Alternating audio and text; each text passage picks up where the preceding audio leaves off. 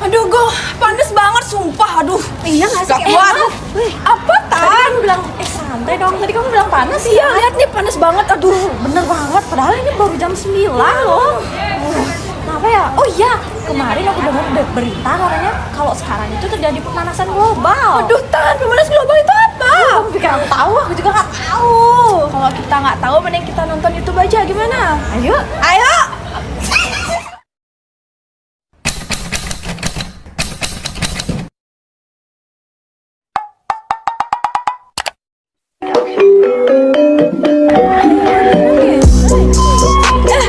Bentar deh. Kok kita bertiga doang? Yang lain mana?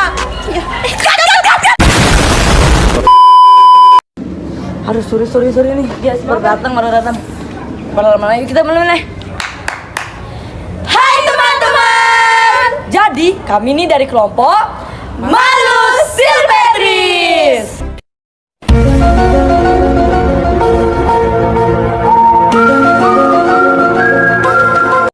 Jadi sekarang kami akan membahas materi mengenai pemanasan global.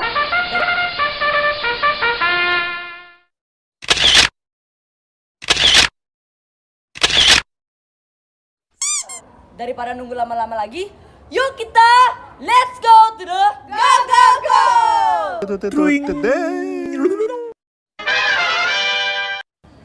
Hai teman-teman semua. Jadi pasti kalian belum tahu siapa aku. Jadi dengan aku perkenalkan diri, nama aku Revi Kalista Endargo, nomor absen 45, bisa dipanggil Vivi dari kelas 109. Jadi aku akan menjelaskan apa pengertian dari global warming atau yang biasa kita sebut dengan pemanasan global. Nah, ternyata nih, pemanasan global adalah gejala peningkatan rata-rata suhu di permukaan bumi yang ditandai oleh meningkatnya suhu atmosfer, lautan, dan daratan. Berdasarkan analisis data yang dihimpun oleh para ilmuwan dari Institut Goddard NASA, untuk studi luar angkasa atau kita singkat dengan GISS, menyatakan bahwa telah terjadi peningkatan suhu di permukaan bumi sejak tahun 1880 sebesar 1 derajat Celcius. Oleh Badan Meteorologi Dunia atau kita singkat dengan WMO telah menyatakan bahwa bumi akan mengalami peningkatan suhu sebesar 1,5 derajat Celcius pada tahun 2024. Sudah terhitung nih, akan berapa tahun lagi bumi akan mengalami peningkatan suhu secara besar-besaran. Sebagian besar peningkatan suhu global sejak pertengahan abad ke-20 kemungkinan besar disebabkan oleh konsentrasi gas-gas rumah kaca yang meningkat dikarenakan aktivitas daripada manusia. Nah, setelah kita mengetahui apa nih pengertian dari pemanasan global, yuk kita cek apa saja fakta-fakta yang membuktikan bahwa telah terjadi pemanasan global. Halo semuanya, perkenalkan, aku Idewa Yevania Paramita dari kelas 109 absen 8. Baik, sebelumnya kan kita sudah mendengar penjelasan mengenai pengertian dari pemanasan global. Jadi, menurut kalian pemanasan global itu benar-benar terjadi nggak sih? Apaan tuh? Yuk kita simak penjelasannya. Nah, jadi terdapat beberapa fakta-fakta yang dapat membuktikan bahwa pemanasan global itu benar-benar terjadi. Salah satunya yang saya ambil adalah peningkatan suhu di permukaan laut. Berdasarkan data yang dirilis dari Badan Pengamat Kondisi Samudra dan Atmosfer Amerika (NOAA), suhu samudra secara global mengalami peningkatan sebesar 0,02 derajat Celcius pada Agustus 2019, yang dimana itu menjadi sejarah tertingginya suhu di permukaan laut.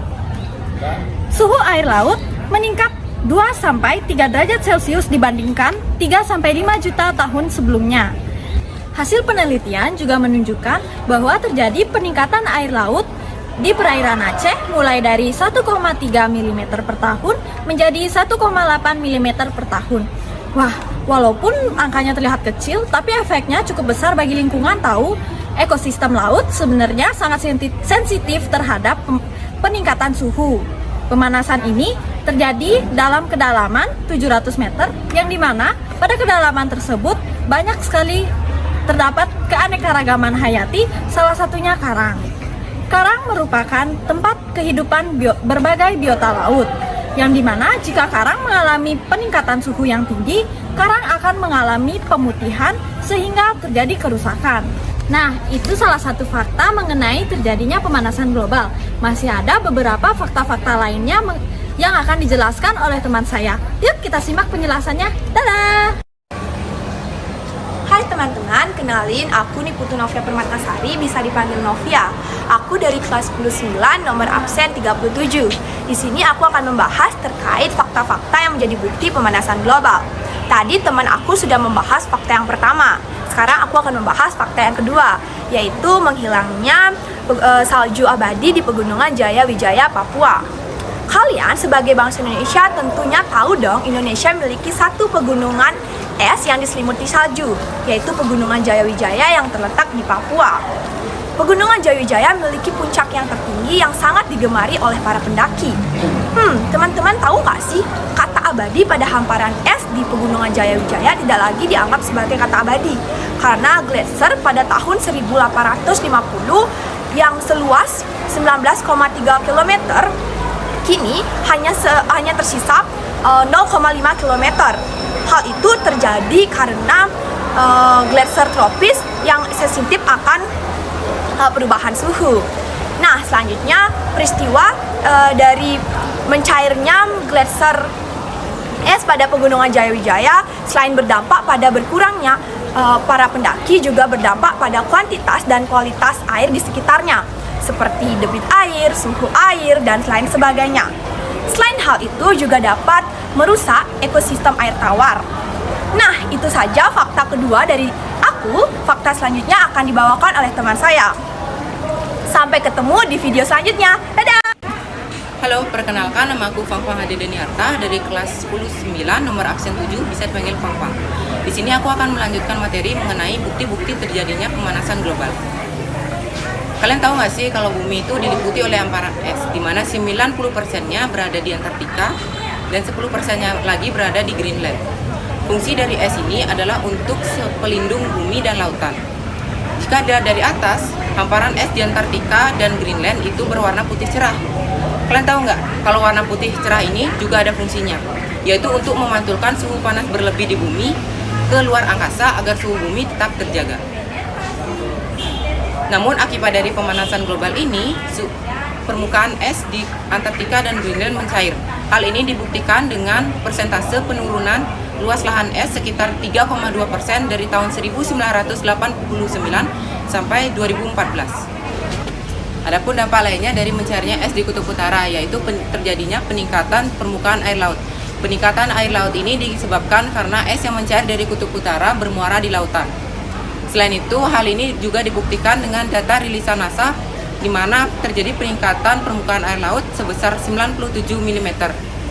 Dampak dari hal ini adalah penduduk di wilayah pesisir akan pergi ke daratan dikarenakan terjadinya banjir rob saat terjadi pasang air laut. Halo semuanya, perkenalkan nama saya Dewa Yonindia Permasita, nomor absen 3 dari kelas 10-9, akan menjelaskan materi mengenai peristiwa El Nino dan La Nina. Kalian udah tahu nggak sih apa itu El Nino dan La Nina? Jangan-jangan mereka kembar ya? Kalau misalnya belum tahu, simak video berikut ya. Jadi, peristiwa El Nino merupakan peristiwa meningkatnya suhu permukaan laut di Samudra Pasifik tropis bagian tengah dan timur di atas rata-rata suhu normal permukaan laut. Pengaruh peristiwa El Nino di wilayah Indonesia adalah curah hujan yang cenderung berkurang, sementara di Samudra Pasifik tropis curah hujan meningkat. Angin timur yang terjadi di sepanjang ekuator mengalami penyimpangan arah sehingga menyebabkan terjadinya angin barat. Yang kedua adalah peristiwa La Nina. La Nina merupakan peristiwa menurunkan suhu permukaan laut di Samudra Pasifik tropis bagian tengah dan timur di bawah rata-rata permukaan laut. Pengaruh La Nina adalah curah hujan yang cenderung meningkat, sementara di Samudra Pasifik tropis curah hujan menurun. Angin timur yang terjadi sepanjang ekuator menjadi lebih kuat. Minggir, aku balik pembahasan. Jadi, sekarang saya akan melanjutkan materi yang tadi. Fenomena El Nino dan La Nina sangat berdampak pada makhluk hidup. Di sisi lain, pada daerah yang perubahan kemarauannya sangat panjang mengakibatkan intensitas kebakaran hutan meningkat. Hal itu terjadi karena tanaman banyak yang mengalami kekeringan karena kekurangan air. Oleh karena itu, penurunan populasi tanaman akan terjadi bahkan dapat mengakibatkan punahnya spesies tanaman. Sekian dari saya tentang fenomena El Nino dan La Nina. Terima kasih. Hai teman-teman semua, kembali lagi bersama kita yang dari tadi sebenarnya sudah memerhatikan teman-teman kita yang menjelaskan mengenai fakta-fakta dan bukti-bukti adanya pemanasan global. Dan kami merupakan intel dari The Vita. Di sini kami akan menjelaskan penyebab-penyebab apa saja dari pemanasan global. Karena sebenarnya penyebab utama dan penyebab terbesar dari pemanasan global ialah aktivitas dari manusia. Yang pertama, penyebab yaitu efek rumah kaca yang akan dijelaskan secara lebih rinci oleh rekan saya. Baik, di sini saya akan menjelaskan mengenai efek rumah kaca. Efek rumah kaca atau greenhouse effect merupakan suatu istilah yang menggambarkan bumi memiliki efek seperti rumah kaca. Sebuah efek di mana cahaya matahari yang terperangkap karena dipantulkan kembali oleh efek rumah kaca ini. Sebenarnya, efek ini berguna juga untuk menjaga suhu bumi bersama lapisan ozon. Tetapi, efek rumah kaca dapat berdampak buruk jika konsentrasi gas rumah kaca semakin meningkat. Apabila gas-gas ini terlepas ke atmosfer hingga ketinggian lapisan troposfer, akan membentuk lapisan tebal yang menyelimuti bumi. Lapisan inilah yang akan menyebabkan cahaya matahari tidak akan bisa kembali ke angkasa dan terpantul kembali ke bumi sehingga suhu bumi semakin meningkat. Nah, ternyata beberapa aktivitas penghasil gas-gas rumah kaca adalah diri kita sendiri, seorang manusia. Seperti menggunakan alat transportasi yang memakai bahan bakar fosil, lalu aktivitas industri yang membuang limbah sembarangan yang dapat merusak lapisan ozon, lalu pembuangan sampah sembarangan yang menumpuk, dan terakhir yaitu penebangan dan pembakaran hutan sembarangan yang dapat berdampak bagi udara dan juga polusi. Ternyata sebesar itu pengaruh dari aktivitas manusia yang dapat menjadi penyebab dari efek rumah kaca. Hanya baru efek rumah kaca, tapi sudah sebesar ini dampaknya. Jadi, bagaimana sebenarnya solusinya? Mari kita simak. Sepertinya teman-teman kita akan menjelaskan mengenai solusi lainnya. Bagaimana cara menanggulangi pemanasan global. Yuk, kita simak bersama-sama.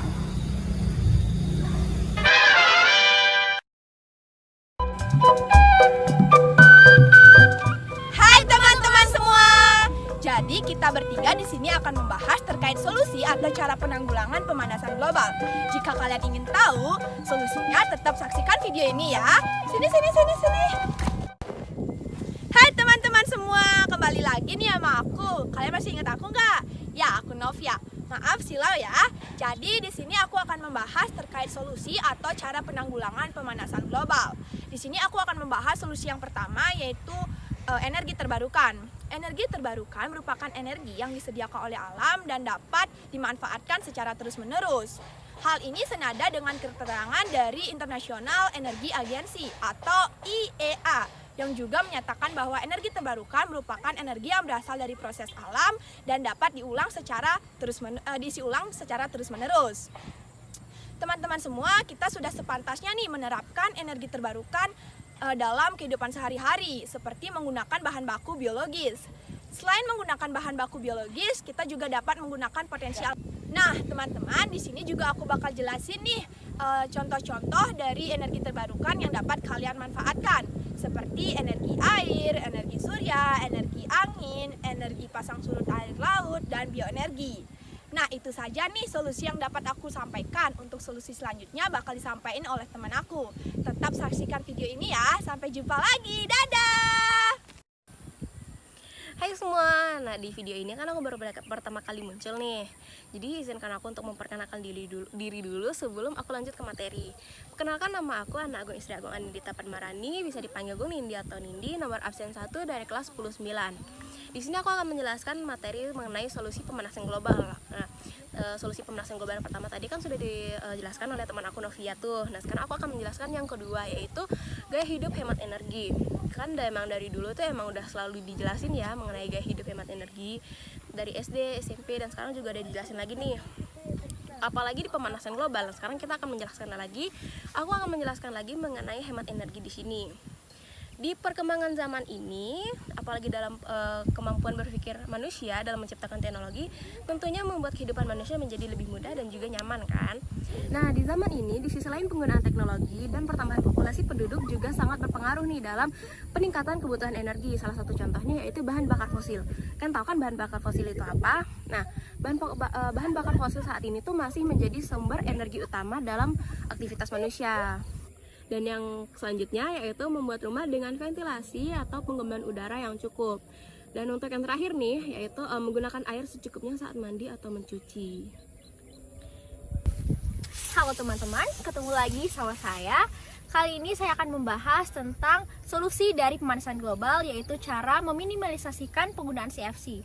CFC merupakan salah satu gas rumah kaca yang harus diminimalisasikan karena dapat mengakibatkan menipisnya lapisan ozon. Nah, adapun cara-caranya, yang pertama, mengurangi produk yang mengandung CFC seperti kulkas dan AC. Yang kedua, membuka jendela atau menggunakan kipas angin di saat udara terasa panas. Dan yang ketiga adalah mengganti produk yang lebih ramah lingkungan seperti HFC dan HCFC. Sekian solusi dari saya. Terima kasih. Bye-bye. Halo teman-teman semua. Jadi terima kasih banyak ya sudah menonton video dari kelompok Malu Silvestris sampai akhir yang membahas mengenai pemanasan global. Sebagai generasi bangsa, kita harus bisa merawat dan menjaga bumi kita karena bumi merupakan rumah bagi para makhluk hidup. Karena global warming bikin pening. Mari kita menerapkan satu orang, satu pohon. Sampai jumpa lagi. Dadah!